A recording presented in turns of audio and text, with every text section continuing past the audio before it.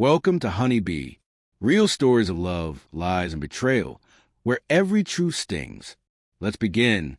I never thought a single sentence could instantly destroy a 4-year relationship and an 8-month engagement. But that's exactly what happened.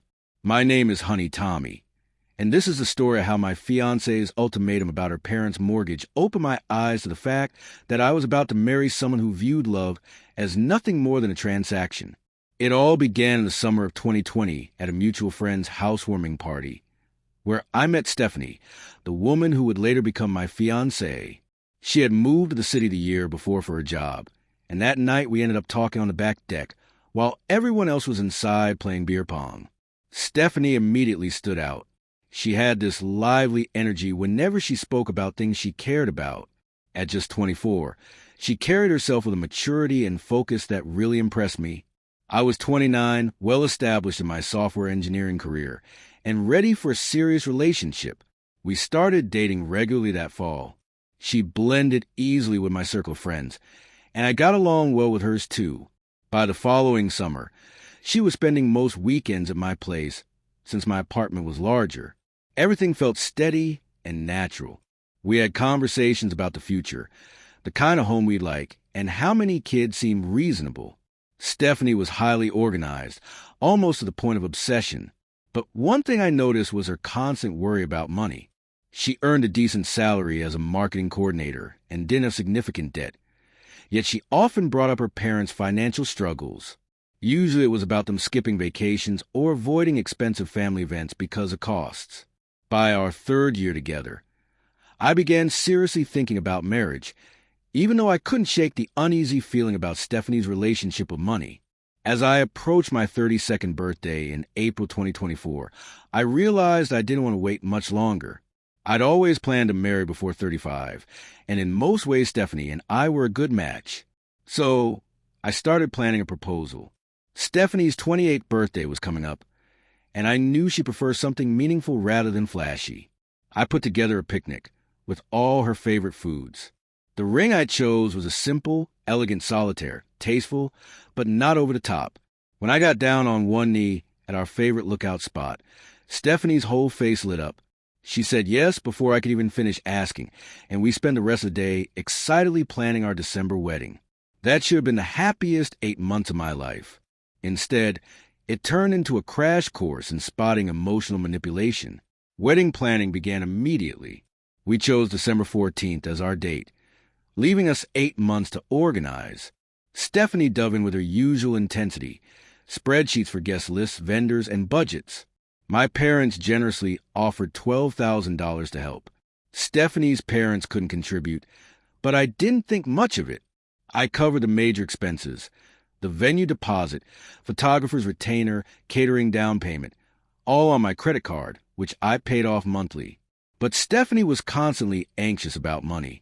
She said much of her income went toward helping her family, though she never explained exactly how.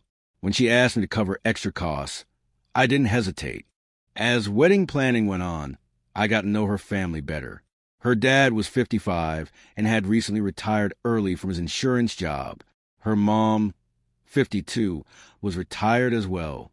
Stephanie's younger sister, 25, worked freelance. They seemed pleasant enough, but I sensed underlying financial strain. Stephanie's money anxiety always spiked after visiting them. By June, she opened up more about their situation. Back in 2022, her parents had upgraded from a modest 1,100 square foot ranch to a 2,400 square foot 2-story home, mainly because her mother wanted more space. That decision tripled their mortgage from $950 to $2,850 a month. It had seemed manageable while her dad was still working, but after his early retirement in 2023, their pension barely covered the bills. Stephanie constantly worried they'd lose the home. I sympathized, but I had my own responsibilities. I assumed her parents would figure out themselves. Then, for months before our wedding, everything changed.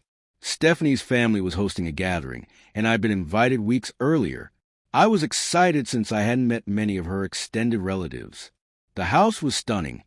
I could see why they'd wanted it, even though I thought it was a financial mistake.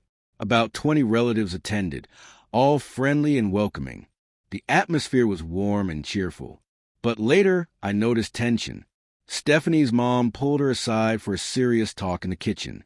I couldn't hear, but I saw the shift in Stephanie's mood when she came back. She was quiet and withdrawn the rest of the day. On the way home, she barely responded to my attempts at conversation. This was unusual since she normally loved breaking down every little detail of family dynamics after events. I knew something was wrong. Finally, at a red light just a couple blocks from her apartment, she turned to me and said the sentence that ended everything. "If you really love me, you'd pay my parents' mortgage." I froze. My mind raced. $2,850 a month. Over $34,000 a year. She wasn't asking for help.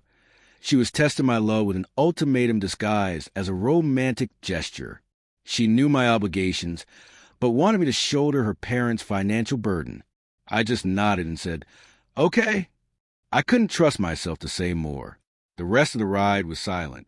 That night, sitting alone in my apartment, I realized exactly what had happened. It was manipulation. The phrase, "if you love me," was meant to guilt me into compliance, to make me feel like refusal meant I didn't care. And I thought back to earlier moments. Her insisting I cover the entire honeymoon because someone who really cares would want to, or suggesting a pricier wedding venue by saying any fiancé who truly loves his bride would want the best. At the time, I brushed them off as negotiations. Now I saw the pattern. The mortgage ultimatum was simply the boldest version of manipulation she'd used all along. By morning, I knew what I had to do. I called the venue, the caterer, the photographer, and the DJ. Canceling meant losing deposits, but I didn't care. Then I told my parents. They were shocked but supportive. My father, married 35 years, said something that stuck. "Son, if someone uses love as leverage, they don't understand love at all." That evening, I blocked Stephanie and her family on everything, changed my locks, and removed her from my emergency contacts. But the fallout was ugly. Block numbers called me nonstop. Friends asked what happened. Stephanie showed up at my place demanding answers, which I refused to give. Soon, her family began confronting me at my office, in parking lots, even at the grocery store. It bordered on harassment. Finally, I agreed to meet once, just to put an end to it. When we sat down, I calmly explained. Her ultimatum wasn't love, it was manipulation. Healthy relationships involve open discussion and shared decision-making, not guilt-tripping ultimatums. Her parents admitted they'd never asked Stephanie to involve me in their mortgage. It had been her idea alone. Still, Stephanie defended herself, saying supporting family in crisis was expected. I told her there's a difference between loyalty and manipulation. That meeting gave me closure, even though she refused to see my perspective. Months later, I have zero regrets. Stephanie still believes I was wrong to walk away, but that only confirms I made the right choice.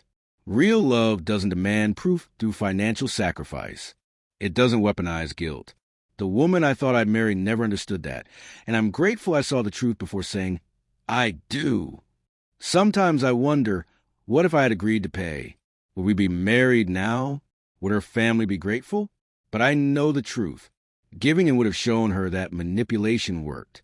There would have been more ultimatums, more "if you love me" tests, more pressure to prove myself through sacrifice.